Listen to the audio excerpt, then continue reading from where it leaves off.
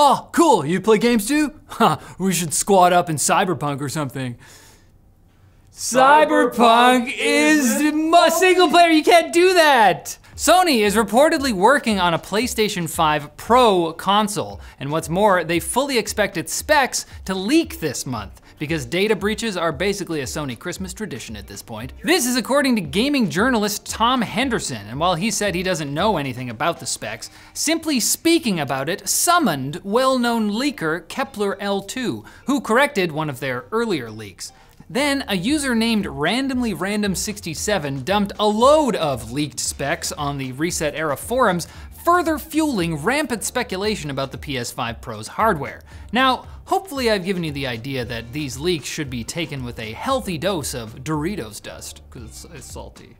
But if they happen to be accurate, the PS5 Pro will represent a smaller jump over the PS5 than the PS4 Pro was over the PS4, leading some to ponder whether the new console would prioritize the improvement of features like ray tracing rather than increasing frame rate or resolution. Meanwhile, in the Xbox Series X subreddit, gamers are asking whether Microsoft should make an Xbox Series Pro to match. No one seems enthusiastic about it, even though Microsoft has barely scratched the surface of possible dumb Xbox name variants. It'll be called Xbox Series Y, as in, why does this exist?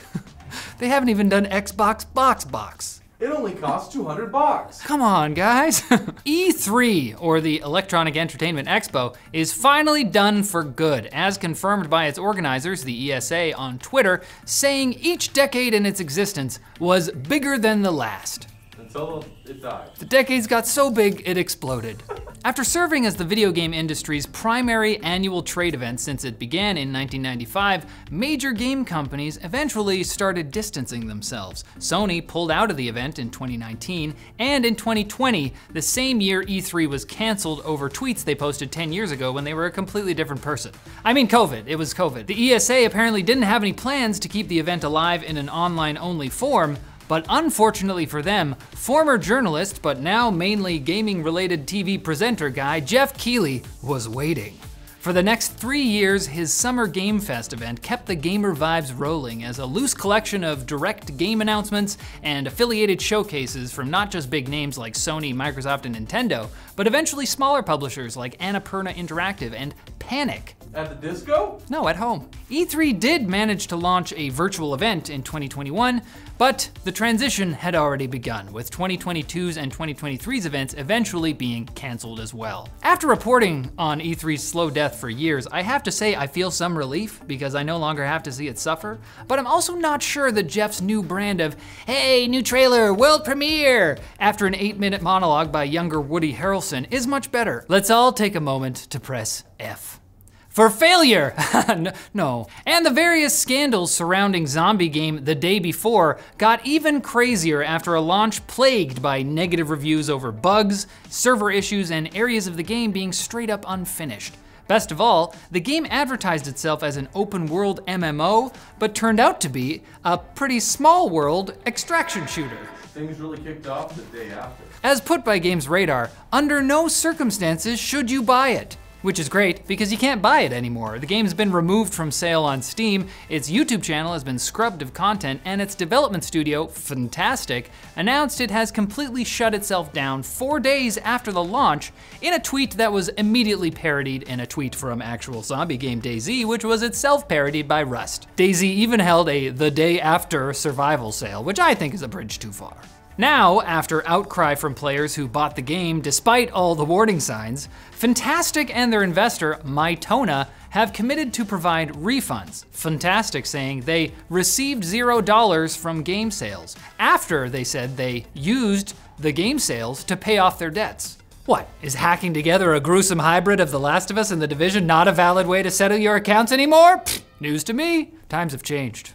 Now it's time for Quick Bits, brought to you by dbrand and their new X-Ray skins for the Nintendo Switch, PS5, Xbox Series consoles, and Steam Deck. dbrand's adhesive-backed vinyl skins are easy to install and remove with no adhesive residue, perfect for the fickle. dbrand's all-new X-Ray designs aren't stock images or stolen assets.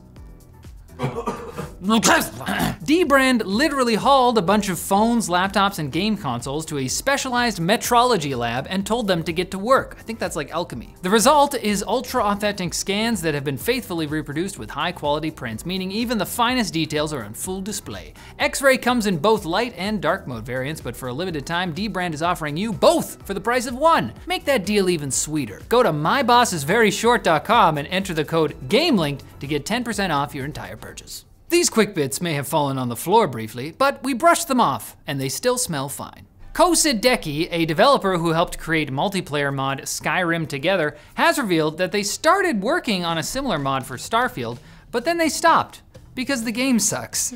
Quote, "I'm not gonna put my heart and soul into a mod for a game as mediocre as this. Damn." They have, however, uploaded their work to date. Approximately 70% of Skyrim Together ported to match Starfield's code into an open source file, just in case one day another modder might find it in themselves to give a and also over 100 hours of blood, sweat, and tears. In the meantime, Bethesda released an update that finally stops the bug that causes asteroids to stalk you, and they teased new ways of traveling coming next year. Though if you'd like to travel with a friend, you're gonna have to pull the eject back to desktop and launch Skyrim instead. It just needs new ways of traveling, and then that's... Space trains.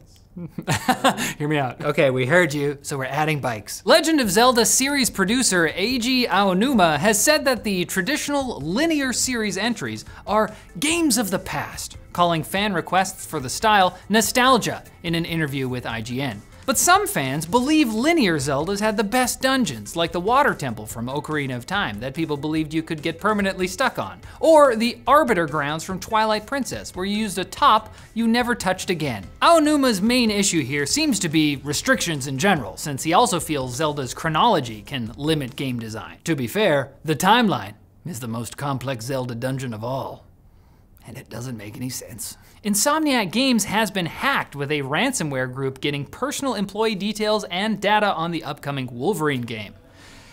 Rysidia, the group behind the attack, wants 50 Bitcoin, equivalent to $2 million, or they'll release all the information to the public. Now, to prove they had it, they released a screenshot for the upcoming game, some character art, and also an employee's full passport scan. Eesh. They really gave that one employee the brunt of their attack. They basically leaked Wolverine's baby photos and then fully doxed Dale from QA. Hearts out to you, Dale. That's not their real name. Free Radical Design, the studio attempting to revive classic FPS series Timesplitters, has shut down as of yesterday. The studio appears to be yet another casualty of parent company Embracer's restructuring that began back in June. This particular iteration of Free Radical Design was brought together barely more than 2 years ago, specifically to create Timesplitters 4, a new installment to a series last updated in 2005. If only there was some way of going back in time to warn all of those talented artists and coders that their sprawling and bloated parent company was going to blow all the money by becoming even more sprawling and bloated. We'll have to see. And co-op horror FPS Lethal Company has added a new Arachnophobia mode that replaces the game's giant spider enemies with the literal word spider in all caps.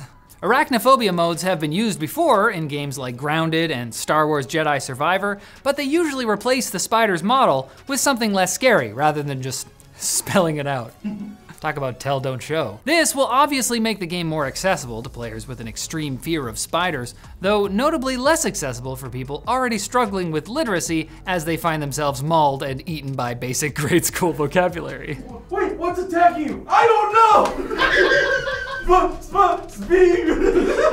Speed! And you can improve your vocabulary by coming back here on Thursday for more tech news. We say all the words: noob, kek, gank, and there's more even.